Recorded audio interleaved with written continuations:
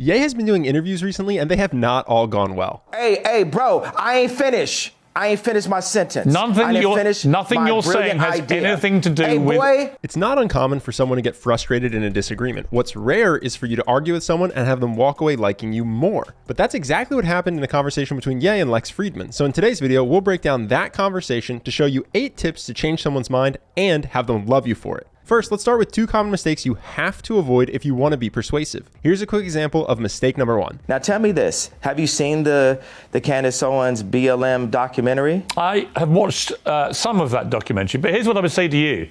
When you watch that video of George Floyd... No, it's not a but. It's not. Well, I haven't watched the whole thing. Ye clearly wants to say something about that documentary. That question was a tee-up. When you transition away from a topic without first listening to what the other person wants to say, it can make them feel like you don't value their thoughts. The ultimate form of this is mistake number 2, cutting someone off. This is what starts the conflict between peers and Ye. I need you to watch. I know. Okay, I know what you said about... I know Candace. I'm going to finish. La, la, It's all right. La. You don't have to do that. It's fine. I know what it means. La, la, la means be quiet and let me finish. Well, but you did interrupt my question. So, almost every heated argument starts when you stop listening or empathizing with the other person. So if you want to disagree with someone without it turning into a fight, the first step is to listen deeply and make the other person feel heard. Lex does this in a very overt way. Do you think I would trust anybody at this point in my life? Yeah, it's tough. It's tough. I hear you. I hear you. 3 powerful words, especially when someone is sharing a negative feeling. For more complex ideas, a great way to make someone feel heard is with positive paraphrasing. Repeat back what they've said accurately in a way they'll agree with. When you've allowed people to be in your life that shouldn't be there, and then they do the thing you knew they were going to do, and you're screaming at them, but you really need to scream at yourself. Yeah, so you realize anything that's like anger or frustration, that's something that's wrong with you that needs to be dealt with. Yes. Making someone feel heard is an important part of any conversation. So now let's get into how to command respect specifically in a disagreement. Here's a quick example where Ye says something Lex disagrees with. A Jewish friend of mine said, go visit the Holocaust Museum. And my response was, let's visit our Holocaust Museum, Planned Parenthood. The first step when you want to disagree is to use a calm, slow voice. With all due respect, I grew up in the Soviet Union. I'm Jewish. Parts of my family perished in the Holocaust of Nazi Germany. I have to push back. How your argument is received is not just about what you say, but how you say it, specifically your speed and volume. Listen to these next 2 clips. Who would you rather argue with, Ye or Lex? Or why don't you empower yourself and don't need them and do it yourself? How, Sway? Take a few steps back to go. You ain't got the answers, man. You ain't got the answers.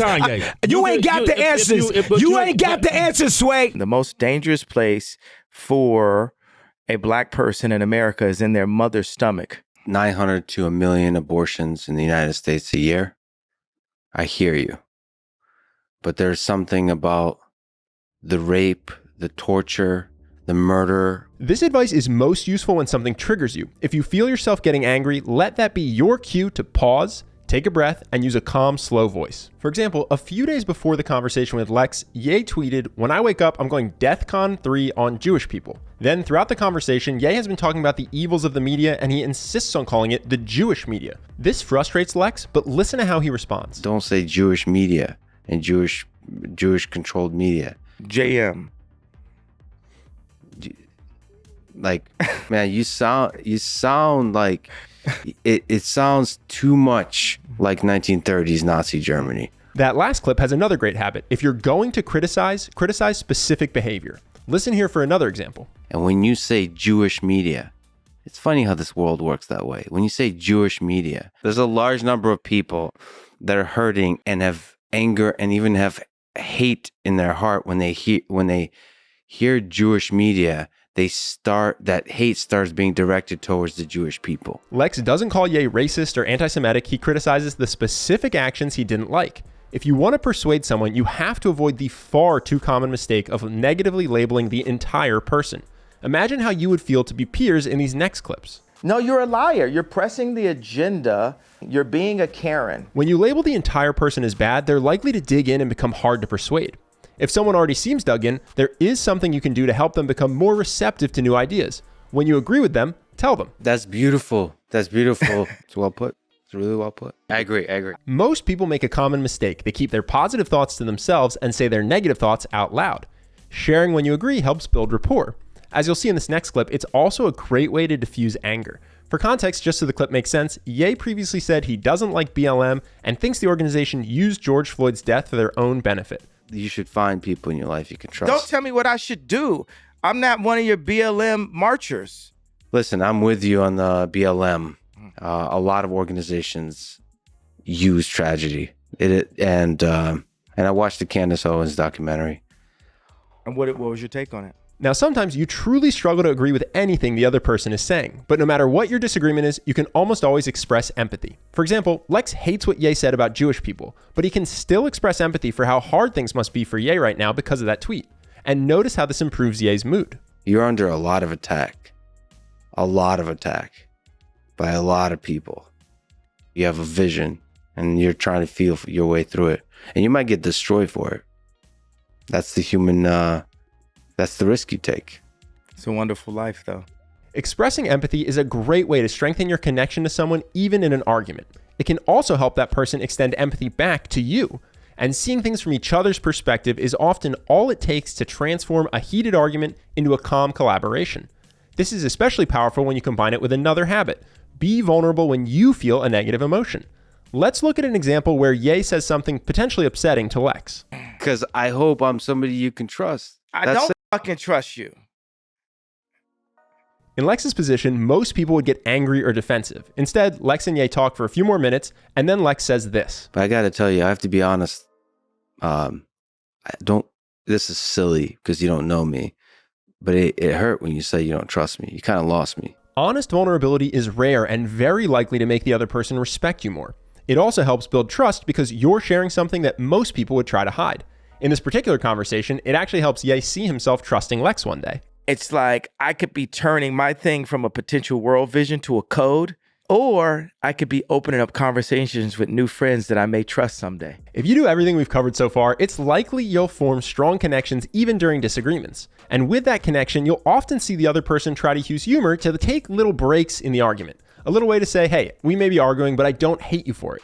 When you feel it's appropriate, try to accept these playful breaks. For example, this next clip is a bit of an awkward forced joke, but you can see Ye loves that Lex played along. People, just in general, they love me so much. I'm like actually a hard guy to really hate for a long period of time, just because of my huge cock. And that's what I noticed. I didn't understand why you showed it to me when we first met, but now I understand. Yeah. It's very nice. Congratulations. Ye also tried to joke with Piers, but Piers steamrolled it, so they went right back to arguing. No, I said answer my question. No, I'm interviewing you too. Well, you can't interview me. It's my interview. You're Bono. I'm interviewing you too.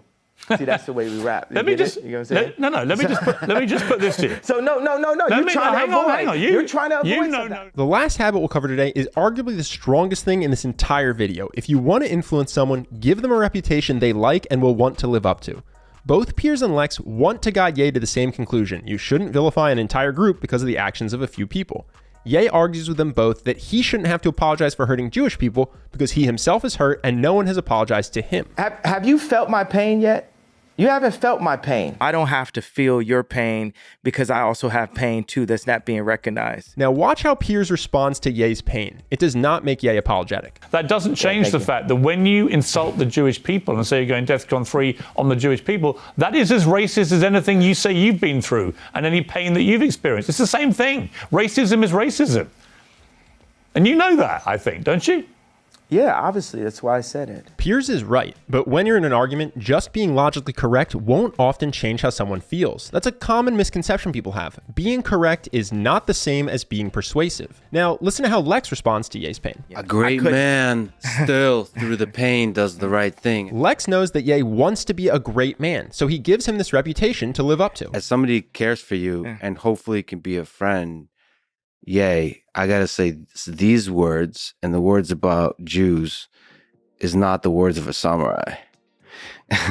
of a great man. Here's a different example from later in the conversation. Instead of simply saying, you shouldn't be hateful, Lex again describes Ye in a way Ye likely wants to live up to. You have the skill and the capacity to really add love to the world, and I hope you do that. But I can tell you're a man that has love in his heart, and I hear that. I hear it through the words explicitly and implicitly. And I think if we're to engineer a better future, the way to do that is with love. This is what finally persuades Ye to give a heartfelt apology. So before God, what I would do is start off as a samurai and say, I'm sorry for hurting you.